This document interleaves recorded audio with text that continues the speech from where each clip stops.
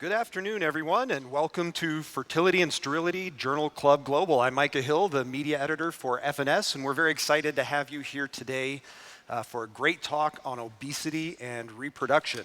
My co-host today is Pietro Bortoletto. Hello, Pietro. Hi, everyone. Good to be back here. It feels like we always meet in the same room, same time, 1 year apart.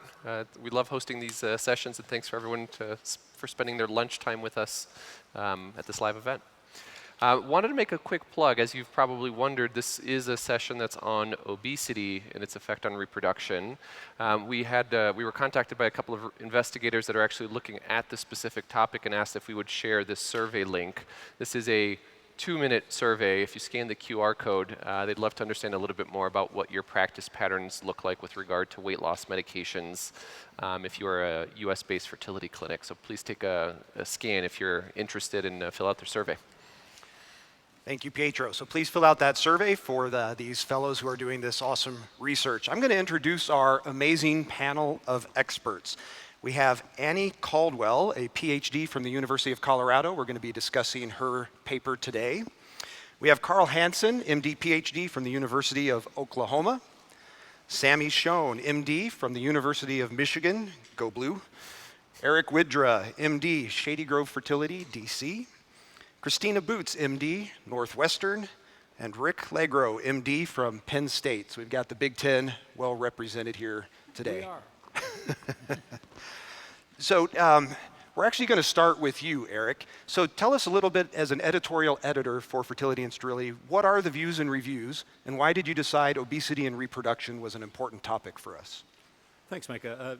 The views and reviews, or V&R, as we talk about, are an opportunity to educate our readership and our society on emerging topics and take a more or less deep dive into the state of a particular topic. Rather than being hypothesis-driven, they're topic-driven and give us an opportunity to invite experts like we have on the panel today to comment and write really cool, interesting articles. The impetus for this, for me, came from a realization that even within my own practice, there was really a frustration over management of obesity in concert with reproductive care, but also, I think, a knowledge gap in terms of how that field has changed. To paraphrase one of our authors, obesity and infertility medicine have, if not been on a collision course, they've been tectonic plates that keep grinding against one another to varying effects. And so I thought it was a great opportunity to pull these folks together and educate us on the state of our approach to obesity in counseling patients and treating them, and what's new. And I think, as you'll hear today, that world's changed, and for the better. Thanks, Eric. We should probably set the stage before we dive into some of the data, and we've asked Dr. Schon to tell us a little bit about how obesity impacts reproduction, number one, at a high level, and this could be a whole hour of just talking about that topic. And number two, when we talk about obesity, I think we tend to gravitate and are anchored towards BMI as our quick and dirty way of discussing obesity, but really would love your input on, is this the best marker to talk about the impact of obesity and reproduction? Absolutely. Can you hear me? So I think we all know that the impact of obesity on reproduction is complex, but it's also significant. As REIs, we know that it impacts every aspect of the hypothalamic pituitary ovarian axis. Clinically, it's well associated with menstrual irregularities, longer time to pregnancy. For our patients that do require fertility treatments, increased doses of medication, poor outcomes during their IVF cycles, increased risk of miscarriage, and then, of course, all the obstetrical outcomes, both maternal, fetal, transgenerational. When it comes to BMI, the short answer to is it the best metric is no. The longer answer is, I think at a population level, BMI is helpful. It's cheap, it's reproducible, it's easy to measure. So it's an appropriate measurement for large epidemiological studies, but in an individual level, it's really lacking. So I think It's really not a good measure of pathologic adiposity or this idea of adiposopathy or sick fat. It overestimates or underestimates based on race, sex, age, ethnicity. And it's not a great metric for people that are extremes of lean body mass as well. So I think it leaves a lot to be desired. If you had to put your investigator hat on and you had endless amount of money and time and access to patients, what's the preferred way to really investigate the link between obesity and reproduction? Should everyone be having a DEXA scan? That's what I'm doing in my studies. There you go. But I think it's more complex. And I think that when you just take a metric like BMI, you overlook this idea of pathologic adiposity. You don't capture sort of impairments in metabolic dysfunction, right? And I think that's probably more telling for a lot of our patients. When I see a patient in front of me, I say, your BMI actually tells me very little about you, right? If my patient has hypertension or they have prediabetes, I think that's a lot more informative for counseling about their risks during pregnancy than BMI. So Annie, before we dive into your meta-analysis and systematic review, as a Ph.D. doing research in this, do you have anything you want to elaborate on what we were just discussing?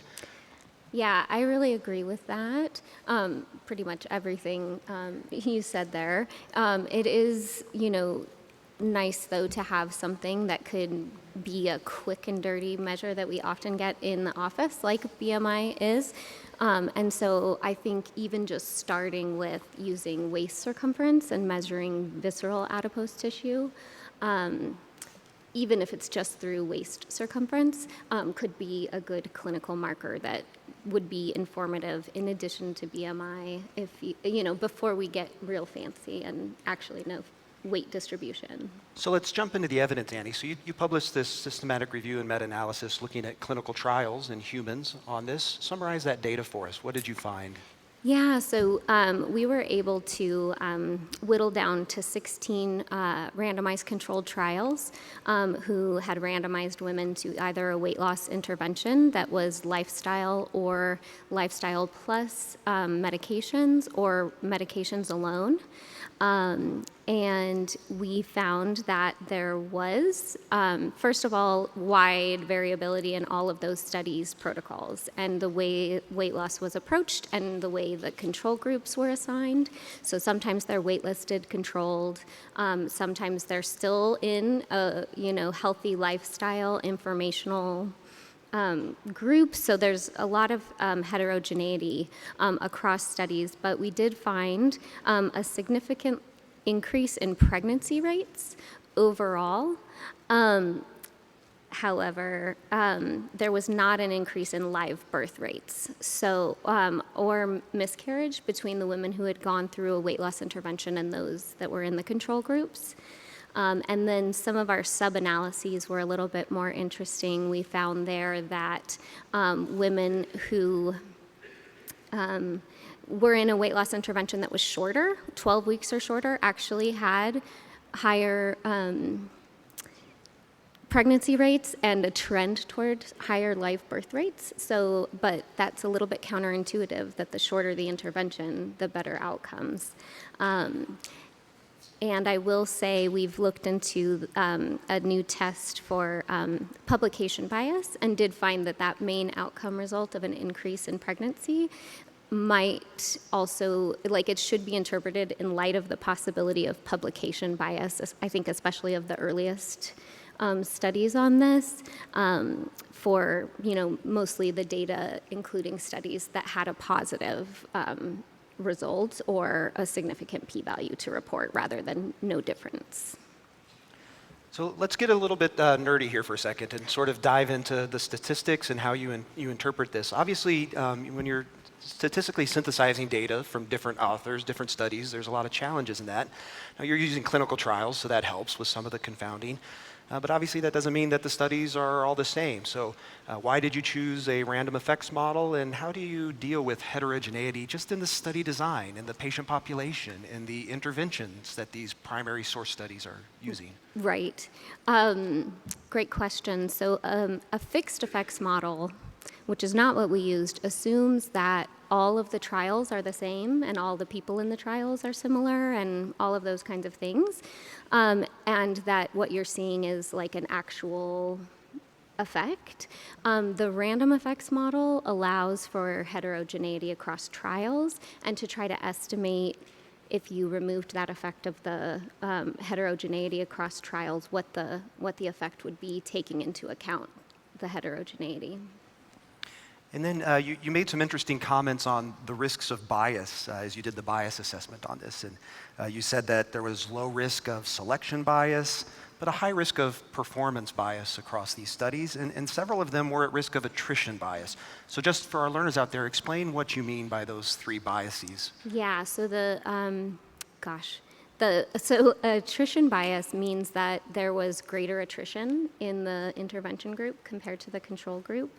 And then the performance bias is reflecting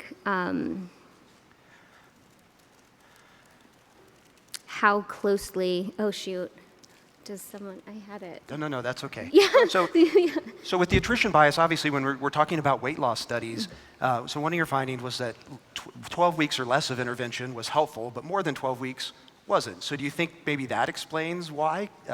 Because there's greater risk of people dropping out if it's a long intervention before treatment? That's a possibility.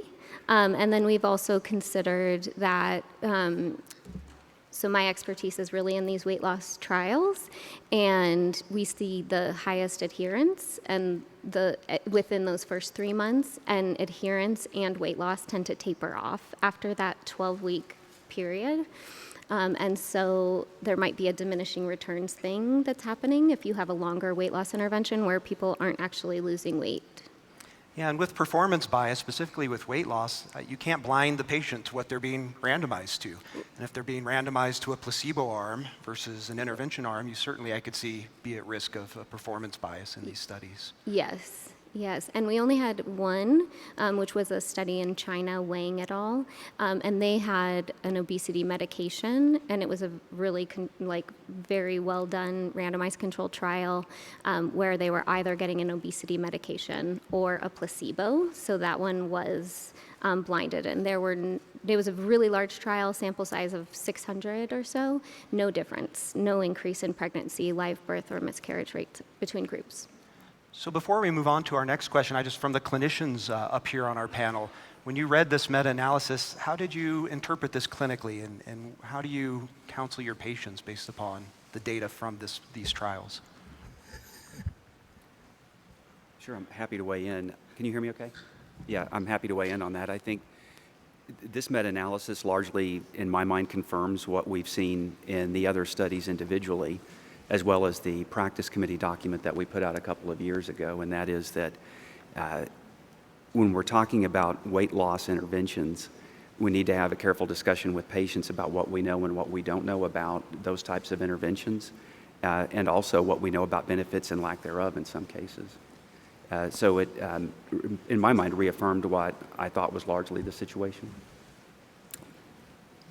Yeah, I mean, I'll echo Karl. You know, the gold standard is live birth, right? Nobody really cares if they got pregnant or had a positive pregnancy test. They want a baby. So, you know, I saw it as supporting, you know, we shouldn't be counseling patients that losing weight is going to give them a better chance for having a baby because the evidence doesn't support it. When it comes to counseling, I think one of the things that all of us are actively dealing with in the room, and I imagine a big draw for the attendees today, is the new medications that have entered the sphere of weight management, particularly the GLP-1 agonist medications.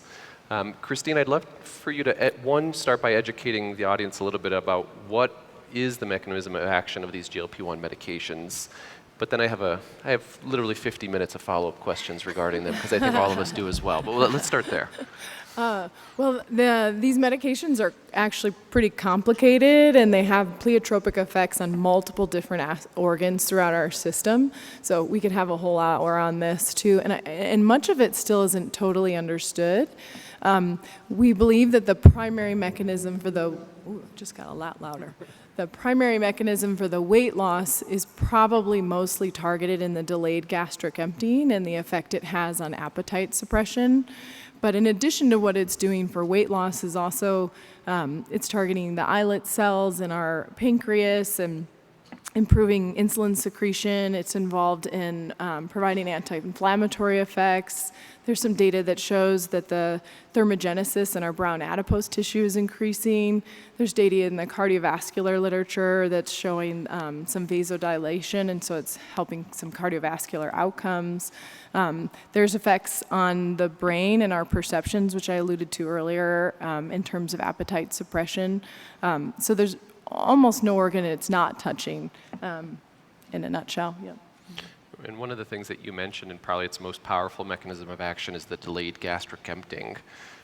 For the average patient going through ART who's not experiencing anesthesia, that's probably not a big deal. But talk specifically about our IVF patients who will be undergoing under conscious sedation and how that gastric emptying affects your recommendations peri-conception. That's a great question. So the anesthesia guidelines are really driving this, and they came out with new guidelines probably almost exactly a year ago now that recommend that in whatever type of anesthesia event that's going to be, so whether it's a MAC that you use for an egg retrieval, if that's what you use, or a general anesthetic for a hysteroscopy, well, I don't use a general anesthetic for that, but you know what I mean, for a bigger surgery, that you should be stopping it 7 days ahead of time so that the risk of aspiration is a lot less. I think there's still some data that needs to be explored to see if that risk is really truly there in some of these patients and certainly in some of the more moderate anesthesia, but the guidelines now are to stop at least 7 days in advance.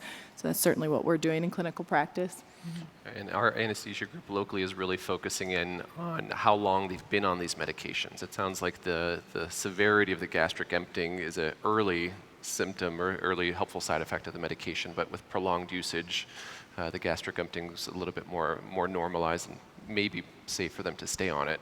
Yep. Peri-anesthesia. But I guess the big unknown question for us is for these patients who are actively trying to conceive, what if they get pregnant with recent exposure or concurrent exposure to these medications? What do we know and not know about pregnancy safety? There's a lot we don't know. There is, initially there's animal studies looking at the effects of GLP-1 exposure on offspring, and there are some deleterious effects of birth defects and other things on that gamut, which has cautioned us certainly to have some amount of time of clearance before conceiving. The guidelines aren't really clear. The FDA guidelines on tirzepatide, which is Zepbound and Mounjaro, actually don't specify that, but the Canadian FDA guidelines suggest 4 weeks. The FDA guidelines on semaglutide, which is Wegovy and Ozempic, suggest 8 weeks. So we're trying to follow those guidelines in our own clinical practice. There has been some data, 2 studies came out in the very recent past showing, describing the outcomes of women who were taking it and then incidentally conceived. There's ongoing registry data by both the manufacturers as well too, but this at least initial data is very reassuring. They did not see the outcomes that were shown in some of the animal models, that there were no increased risks of birth defects. I think, this doesn't give us free rein to go ahead and just continue it, because I think, long-term effects on not just the baby's, birth defect rate, but their metabolic health from the rest of their life, is still very, very unknown. But I think a lot of us are trying to look at that. For people wondering, how do we come up with 4 weeks, 6 weeks, 8 weeks? They look back at the pharmacodynamic studies and look at what are 2 half-lives beyond the medication be able to be cleared by the system. And I think that's why people are centering around this. You probably need a few weeks for it to truly be out of the system. One of the questions that I've come up with over and over again in my mind is, we have this prototypical PCO patient who tends to have a higher BMI, have some of these comorbidities, and may be being prescribed these medications for weight loss independent of the fertility benefit of it. We're seeing a lot of them starting to ovulate when they lose 5 to 10% of their body weight. What does this mean for Clomid and Letrozole in patients who would otherwise need ovulation induction to ovulate? Do you think we could potentially be viewing these GLP-1 meds as primary fertility medications once that data matures for that subgroup? I think so. I mean, I'd love to see just lifestyle counseling start much before they even see us for these PCOS patients, that I think, some some really thoughtful and intentional and individualized lifestyle counseling about nutrition and activity go really a long way. And then by the time they see us, I mean, I think so. I think some of these women have tried for a long time and have really reached their lifestyle limits at which they can help themselves. So I think these medications that help them have better insulin resistance and associated weight loss are showing that they're more likely to be more likely to ovulate. And I think that's shown, even in the randomized controlled trials, that when you're looking at women who are anovulatory, that weight loss does seem to benefit their menstrual cyclicity and their ability to ovulate. So I think potentially so. The tricky part is what happens when you stop the medication. And so you have to stop before you're starting to conceive, and when you stop the GLP-1s, they stop working. So when I take my glasses off, I don't see anymore. When I stop my GLP-1, it doesn't keep working. And so, there's a lot of data. I don't know if you wanted me to go all the way into that, but a lot of data on rebound weight gain for these women. So there's a lot of mental health counseling that goes into what to do when we stop these medications and how to help keep up the ovulation. This is where it gets really messy, though, right? I mean, the meta-analysis shows that you ovulate more, but you don't have more babies. And it's a pretty expensive drug compared to clomiphene or letrozole. And this is the conundrum that we face every day. From my perspective as, a clinician struggling with, things like BMI limits, which I know you guys are going to touch on, it's not just, does the pregnancy rate change? It's the pregnancy complications and whether my OB will ever talk to me again. And so it really is a fascinating web of decisions and options that we now have. Yeah. And I think this just speaks to the need to individualize it. There are some women who really want to optimize their lifestyle and their weight and feel much better about themselves before they get pregnant. And I think, we just don't have that really, really long-term nuanced data that if there is weight loss before and they don't gain in the pregnancy, what is the second pregnancy? Are they less heavy when they attempt their second one? I think we just don't know yet. But it is expensive, and I'm not suggesting it should replace letrozole. Oh, no, I wasn't trying to make a cheap shot. It was just, it's complicated. Yes, Yeah, just to add to that a little bit, to our OBGYN colleagues and MFMs that are concerned about us helping patients achieve a pregnancy with obesity, I just remind them that patients with obesity are mostly fertile. Right. They're getting pregnant all the time without our permission. Maybe at the end. And so, I think that's a point that needs to be driven home in some of those circumstances. But to the question about could these medications ever be a first-line treatment, or how do you see them working in the care of a patient with ovulatory dysfunction? I think that depends very much on what a patient's goals are at the moment. In other words, a patient that may not be desiring pregnancy now but wants to pursue a weight loss intervention may ovulate and may get pregnant once weight loss does occur. But if a patient wants to get pregnant now, the best data that we have is that they're better off pursuing first-line treatment right away. So I would do Clomid or letrozole in that setting if the patient wants to be pregnant now. So let's move the conversation on a little bit to BMI limits. So Rick, let's start with you. You have a publication in the journal that shall not be named at FNS Journal Club called Mr. Fertility Authority, Tear Down That Weight Wall. So tell us what your thought is on BMI limits for fertility treatments and ART, and should it be different between the two? Yeah, so certainly that was in a European publication where their public health benefits usually cut off at 35 UK and many countries in Europe, and in Australia and New Zealand it's 32. So you can't get clomiphene citrate if your BMI is 32.1 through any publicly funded infertility treatment in New Zealand. I think that the effects of BMI on fertility outcomes are greatly exaggerated. We're looking at relative risks that are well below 2 for most of the outcomes, and you need huge sample sizes, as the WHI would indicate, tens of thousands to really, to detect a difference. And it's also a sliding scale. It's not as if there's at 35 you have good, horrible outcomes at 34.9. It's good, and So I think that it's arbitrary, and I think it's also discriminatory. So for instance, in New Zealand, the Maori population is obese, partly because of the Western diet that's been introduced, and they're systematically excluded. And same thing in the US. The patients with the poorest social determinants of health are the ones that are most obese and the ones that are going to be excluded from healthcare. So to me, it seems somewhat arbitrary. So are you advocating for no BMI cutoff or No a much higher BMI cutoff than we currently use? I would advocate, and our practice is such, is there's no BMI cutoff. And part of it is because we don't use conscious sedation for oocyte retrievals. We use intravenous analgesia and PO Valium. So there's no anesthesiologist to tell us that someone is going to aspirate or die on the table. And again, many programs, USC where I trained did it, Duke did it way back when. So I think it's a hurdle, this anesthesiology BMI 35, that I don't think is justified by the complication rate of conscious sedation in those patients. And I think that we should be fighting back and arguing that we can do conscious sedations or other forms of analgesia to allow these patients to go through IVF. So Karl, you were the good shepherd on the recent practice committee guidelines on obesity and reproduction.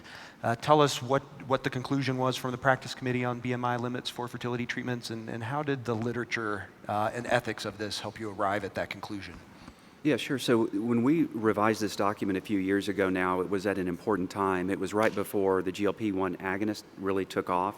So that's one area that we missed, but there had been several large trials that had come out at that point that really addressed the question that we had, and that is, does a weight loss intervention improve outcomes? So that was an important part of that document, but the other important part was the point you're getting to, and that is that our membership really wanted us to tackle the issue of BMI limits in terms of offering care and infertility practices. And as you know, many practices had guidelines before that time, and the majority of our membership wanted us to take a stand on it, and so we felt it was important to do so. And I think we're bolstered by the evidence from these trials that if your outcome is a live birth, and even a healthy live birth, the trials that we reviewed at the time, and the trials we still have today, don't show an improvement in the outcome of live birth. So that if that is your outcome that you're looking at, then a weight loss intervention did not show to improve those things, and in some cases could have even had a detrimental effect in terms of time to pregnancy.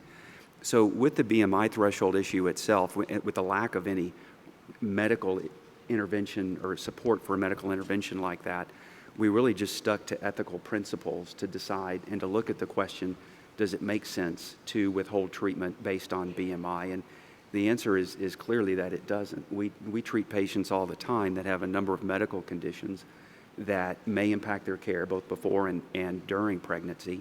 We also take care of many patients that have poor prognosis. So decreased ovarian reserve and advanced reproductive age, for example. And so we don't withhold treatment from those individuals. Why would we think about doing that simply because of a BMI issue, so to speak? So then what we're left with is really just safety. And the safety is primarily in the egg retrieval procedure itself. And we felt justified at the conclusion of that document empowering clinics to say, you know your environment, you're working with an anesthesia team. Really the sole reason to withhold treatment to someone from a BMI standpoint should be because of safety concerns in your environment. So I practice in a mandated state, and it's nice to sometimes have a bad cop that's not me. Sometimes insurances say your patient has a BMI above 35 or 40, and unless they're able to get that weight down below that threshold, we won't cover the cost of treatment for them.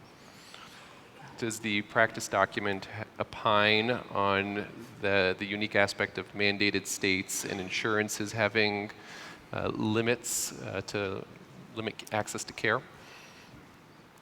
That is not one of the conclusions of the document, although I don't remember exactly looking at mandated states. But I would say, in our own practice, we are not a mandated state, and so there's not a lot of insurance coverage and have not had issues with BMI cut points. But your point is well taken. In some cases, that decision may be taken out of the practice's hands based on reimbursement.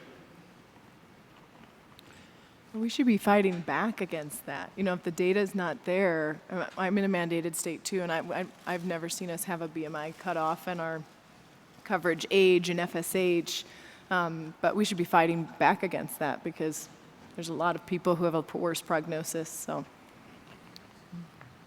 Karl, with the practice documents, are they ever taking a slant where they're actually trying to tell the insurance companies what they should be doing, saying that this should be the standard of care? Good point. Yes, absolutely. We know that insurers many times come to our documents as what is the standard of care in a given area.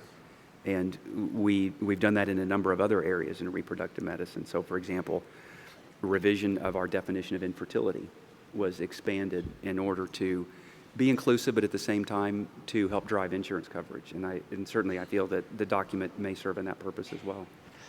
So I want to hear from each of the clinicians. Obviously, not every practice always follows everything that's in the practice guidelines or committee opinions, and there can be a variety of reasons for that. Rick very clearly told us that they don't have any weight limits and why. So let's just go down the table, Christina, from you. And does your practice have weight limits? Is it different for ART versus regular infertility treatments? And if you do have limits, why? Yes, we don't have any BMI cutoffs for IUI or ovulation induction, but we do have requirements for egg retrieval and IVF. We are I'm at Northwestern, and we're in a hospital system where we do our egg retrievals is technically, even though it's on campus, is an outpatient suite. And so we have a hard cutoff of a BMI of 45 that's mandated by anesthesia. But in higher BMIs, we can take them to the main operating room, which is a bit of a resource pull, but we can do it if we need to do it. So we have no cutoffs in cases of medical fertility preservation, and under an infertility diagnosis, our current stance is at 50. How challenging is it for you to get the eggs from the main OR to your lab? It's actually not bad at all. I'm happy to talk to anybody who has questions about that. But our embryologist, it's in the same building, it's just a different floor. So our embryologists bring an incubator down, and they just take the vials and tubes and bring them back up and find the eggs up there. That works great. We get good outcomes. Eric. Can I leave? So we've had this conversation at SGF frequently.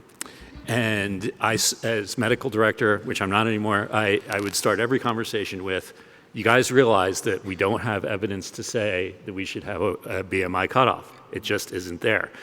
And the next thing is exactly what Rick said, but anesthesia.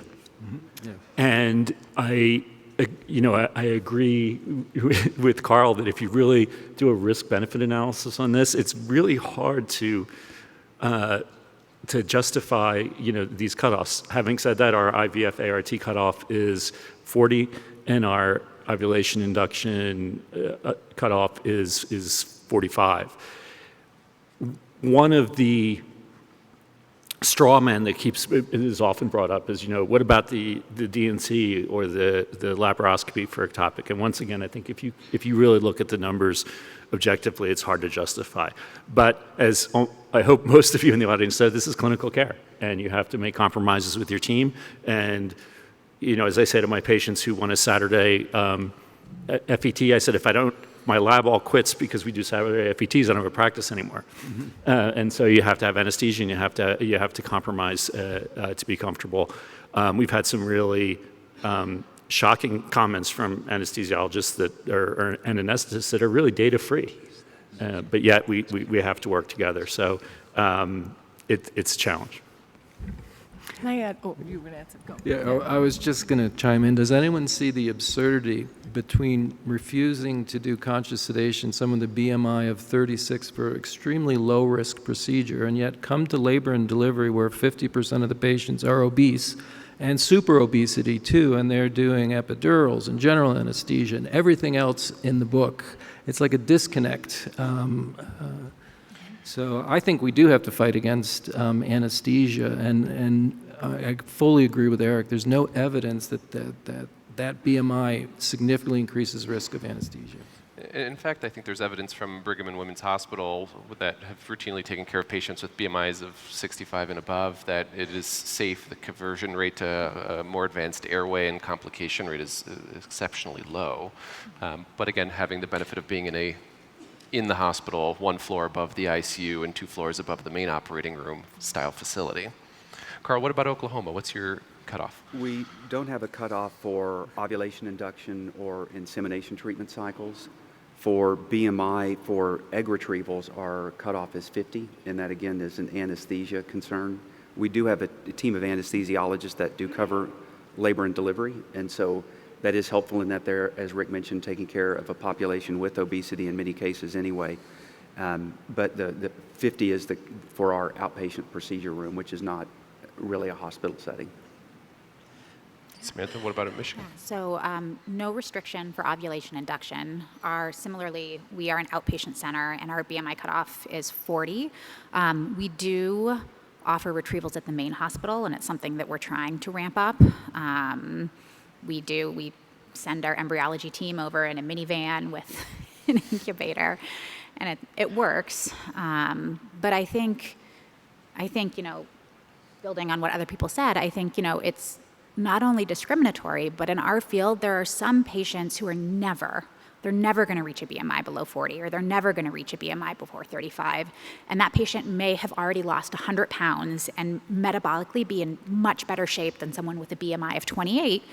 And if that patient is in their late 30s, then we're denying them their family. And that seems really counterintuitive to what we do. I have one more question for the panel before we move to questions from the audience. And if you have a question that you'd like to pose to the panel, there's going to be microphones in the hallway, in the aisleways, and if you want to line up, we'll get to you next. We've been talking a lot about restrictions in our ability to care for these patients. I'd also like to ask the panel, what are the things that your clinics are doing proactively to help these patients lose weight? Specifically, in-house or contracted nutrition counseling services, the ability to get them plugged into a weight loss program at your local institution. Have any of you guys formalized that? Is that something that happens in a haphazard way? We'll start this way and go back. So a couple of years ago, I actually started a multidisciplinary clinic for women with obesity and reproductive disorders. And so in our clinic, the patients are offered basically a half day of consults with an obesity medicine specialist who has a weight navigation program. So essentially all the options for weight loss that are available through the university, be it complete meal replacement, pharmacology, et cetera. They meet with a nutritionist, a social worker, MFM to do their pre-consult, and then myself, who works with them longitudinally and follows up with medications and treatment. That's amazing. It's great, yeah. But I think that you can't tell patients to lose weight and not provide them with referrals and somewhere to go. Karl? Yeah, so we do not have resources embedded within our clinic, for example, a nutritionist, dietitian, that type of thing, but we do have resources both within and outside our system that we can refer patients to, including a bariatric program within our own system. And there's a little bit of variation amongst providers, honestly. Some of our providers are more comfortable prescribing weight loss medications, some do not. And then, of course, the outstanding question of the GLP-1 agonists that we've been talking about as well. Who's comfortable using them, and what are the next steps to introducing them more broadly into our practices? And that's a good point that I'll interject here for a second. By a show of hands here on the panel, who is prescribing GLP-1 meds for their patients? Sort of. Interesting. Yeah. Fabulous. Eric, what is I'm Shady? gonna answer to Sammy there. I think it's a waste of time to send someone with obesity for nutritional counseling, psychological counseling. There's no evidence that it's effective. It wastes time, chews up resources. There's no patient that comes who's obese who hasn't tried to lose weight on their own. And I think that's why I'm such an advocate for the GLP-1 agonist. Give them something effective that actually works. The counter to that, though, is you can't just give someone a GLP agonist, because when they stop it, they're going to gain the weight back. So I feel like if you give someone a GLP agonist but don't also plug them in with nutritional to change their behaviors, then when you stop it, you're not necessarily doing them a favor. Well, maybe it's something that they're on lifetime. Maybe they take it up to the point where they have a positive pregnancy test. Yeah. I mean, I'm going to argue these are huge Right. molecules. The likelihood we don't really know if they cross the Yeah. placenta, but just from a molecular weight size, unlikely. Yeah. This is all created by industry to avoid malpractice or, class Yeah. action suits. We need to find out, how to give these drugs For to sure. women that want For to. sure. I think it does help with some of the barriers, though, from an insurance standpoint, because a lot of them do require that. So if I can say they're already working with my nutritionist and they're already checking these boxes, then sometimes it's easier to get coverage. I also see a lot of patients that aren't trying to get pregnant right now, so a lot of PCOS patients. And I think, again, having the tools, having a nutritionist that they can then work with during pregnancy as well, it provides a lot of support, which is helpful. And the rebound weight loss when you use a GLP-1 agonist can actually be reduced with exercise.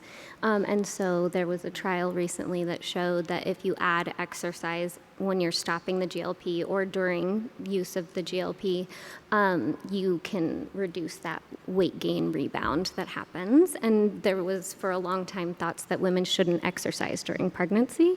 And maybe some of that sort of knowledge should be also re-explored in light of this. Let's open that up to the audience. Let's put our panel to the test and see what tough questions we have. If you're watching us live online, tweet out or X out to @FertSturt, and we'll look at those questions. We'll start with our illustrious editor-in-chief. Kurt, what's your question for the panel? This was terrific. I want to stay on the same theme you guys just touched on here, which is before we can recommend GLP-1 as a fertility treatment, we have to realize we can't give it in pregnancy right now. There is a rebound effect, and Dr. Legro's own data would suggest that weight loss before pregnancy might actually increase miscarriage. And all your rebound is in the first trimester, which is going to potentially increase obstetrical complications, weight gain during pregnancy. So my question is, as REIs, we sometimes forget what happens to patients after they leave our office, and I wanted you guys to just pontificate a little bit on whether we're there yet and we can use this medicine. I'll tap the people who are actually prescribing them. I think this is a great question, and one that we don't know the answer to. I know the ADA meeting this summer is trying to ask that same question. In patients with diabetes who are, they have this great tool to lower their glucose, and then you take it away, and their glucose spikes. What's the right answer here? I don't think we know yet. So I think we have to keep studying it, and I'm going to say this 100 times, but I think we really have to individualize it and say, okay, who's most going to benefit from this weight loss?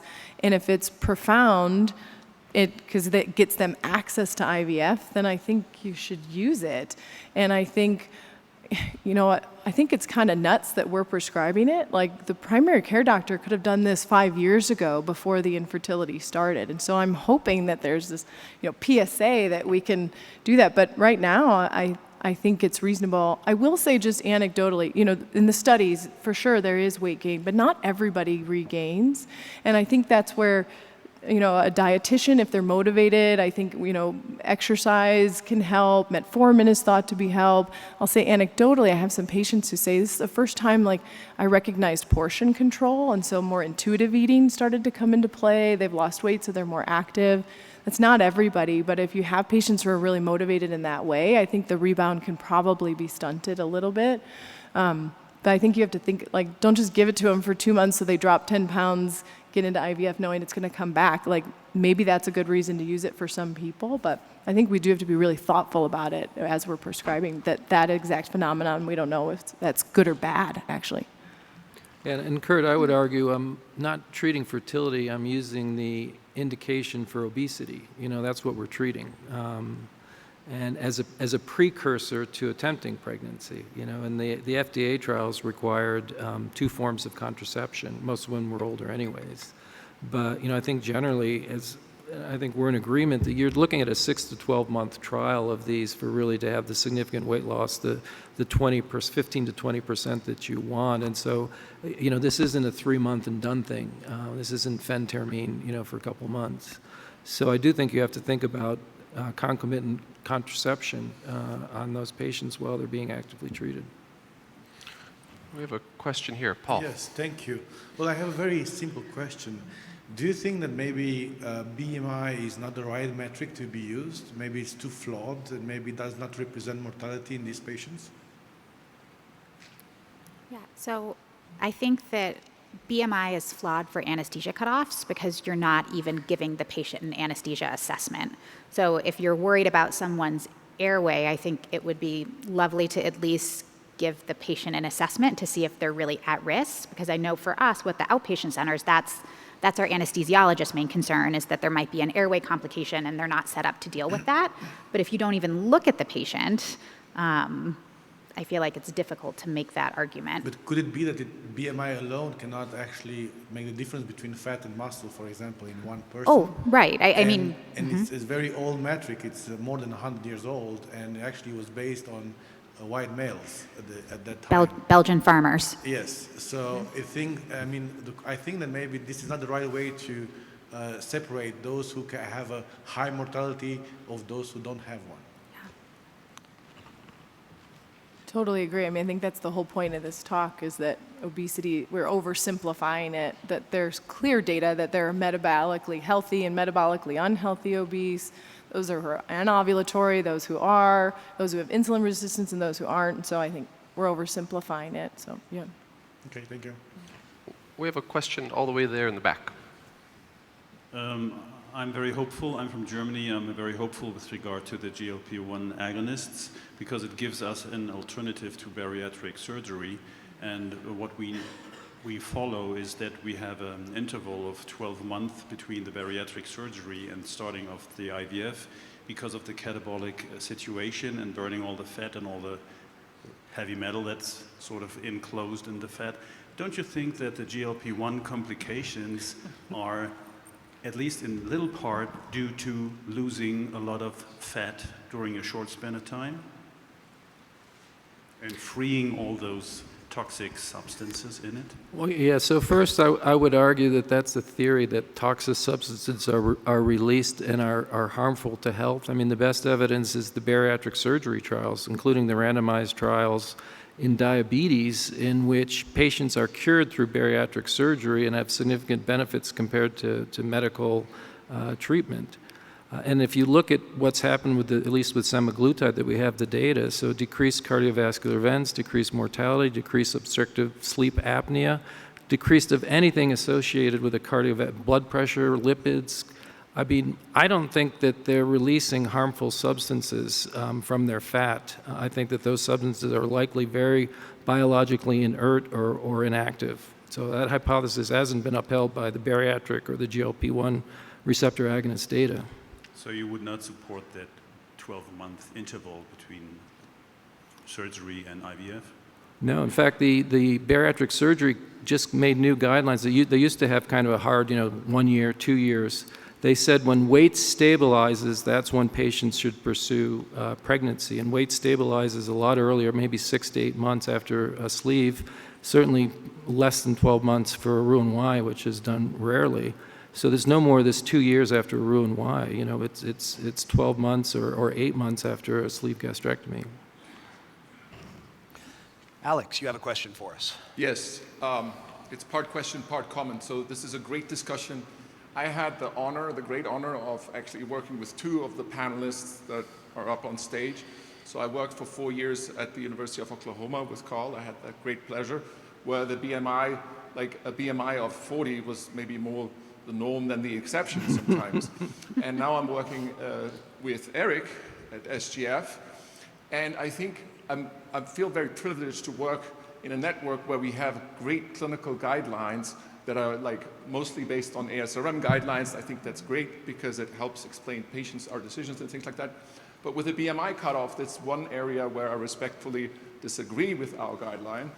And that's mostly based on the ethics of it. And I think the ASRM Practice Committee document summarizes the ethical aspects very well in that pro and con table.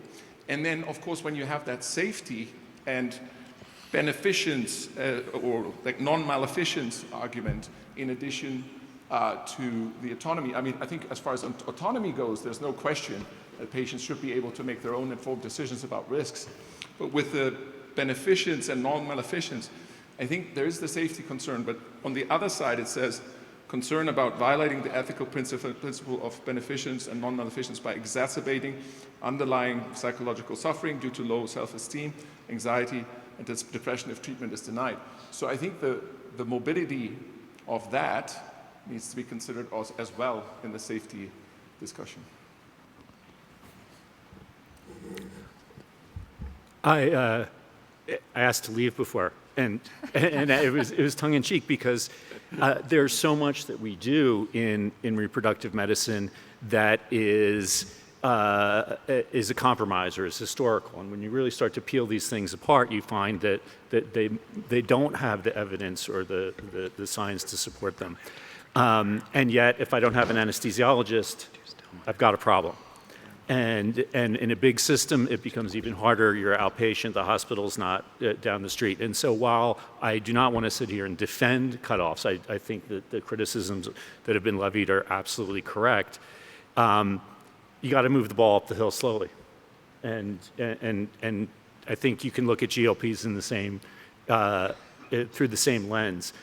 We started a GLP clinic because our clinicians were uncomfortable prescribing it. And I said to the clinicians, I said, well, if there's a new drug for oocyte production that was cheaper and better, you'd use it tomorrow, right? And so there is this inherent siloing and reluctance that we have that it takes time to fix. And so we'll continue rolling the cutoff boulder up the hill and see where we get. I mean, we've been there before with metformin, right? This is the same sort of thing. You know, and it turns out metformin wasn't the wonder drug we thought it was, but it's now the most prescribed drug for PCOS. Every OB/GYN feels comfortable with it. And I predict one day that's the way we're going to be with GLP-1 receptor agonists. It's going to be... Except hopefully they'll work. Yeah, hopefully they'll work. And by the way, it's recommended to stop metformin if someone starts a GLP-1. At least they do it in the studies because of the increased risk of nausea and GI side effects. Yeah, just to follow up, Alex, thanks for the comment and the question. I do think it's a nuanced issue, and I could certainly see that a patient could make the decision, well, I want to take the risk, but then the question becomes, that's not entirely your decision anymore with a system-wide issue, and it comes down to anesthesia, it comes down to your support staff, and on some level we have to respect that in our work environment for all the reasons that Eric mentioned, but the point is appreciated. We have time for 3 more questions for the folks lined up for the microphones. We'll take this question up front. Thank you very much for the discussion, very informative. I'm interested and curious about the intravenous analgesic that was mentioned. What is that? We give IV Demerol. Just give an IV Demerol push and then give a little extra if someone's in pain, and then they take PO Valium 2 hours before the retrieval. And again, that's a... I don't know, does anyone do that around here now, or does everyone have anesthesia? Yeah. Couldn't hear. Demerol is a what? We didn't hear me. It is a narcotic. Demerol is a narcotic. Yeah, we do IV push in our procedure room in our clinic. Does anyone use Toradol or IV acetaminophen? No. We use Toradol. Yeah, we use IM Toradol too. sometimes if Yep. we can't use anesthesia. In the back of the room. Hello, yes, thank you for this great discussion. And I know most of this is regarding female obesity, but could you comment also on what we're supposed to do for our, the male counterpart and their problems with obesity? Come to the presentation at 1:30. There's a talk on it. Not by anyone here, though. You mean there's someone else involved? Yeah. But obesity can be associated with androgen insufficiency, abnormal semen parameters, and a host of other health impacts that, yeah, I think we're just scratching the surface of this in terms of helping our couples. I will say what I would not recommend is recommend weight loss for the wife if the cause of infertility is male factor, but those women were included in some of the studies, included in the meta-analysis. And our final question from the back. Okay, thank you. Thank you for the discussion. If BMI is not a good marker for us now, what about to start considering using the triglycerides and the glucose for these composed indexes that we may use now? For as a comment in our practice, we are seeing that we are able to help more the patients because we can stratify much better when a patient is just a case of BMI or a case of metabolic disease. Mm-hmm. And it's not too complicated and not too expensive. Even it's possible to do it in the on site, let's say, with not a lab test, for start assessing what the panel thinks.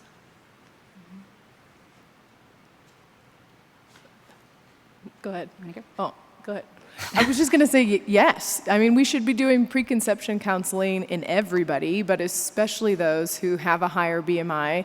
And I would argue that includes screening for insulin resistance and lipids, and that will help us individualize and decide who's likely to benefit the most from this.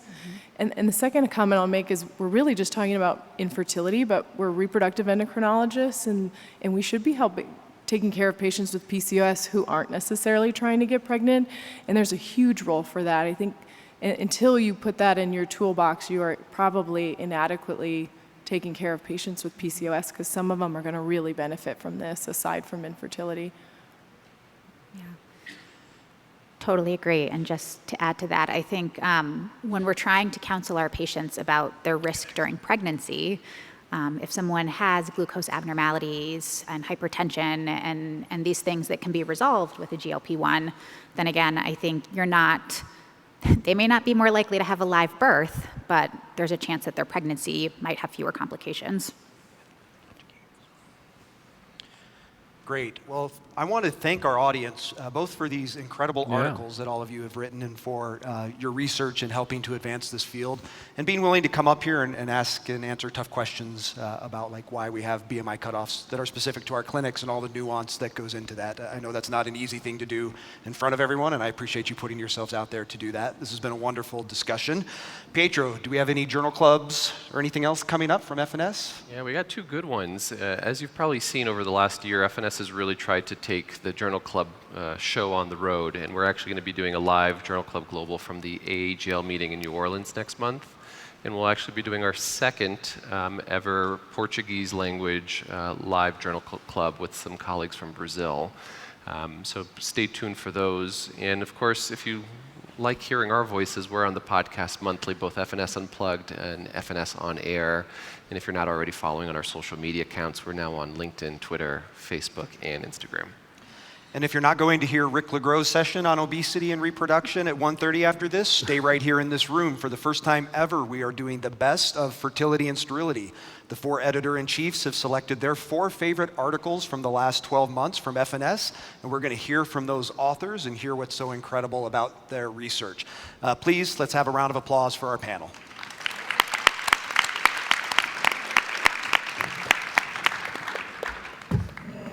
What dose of Demerol do you use?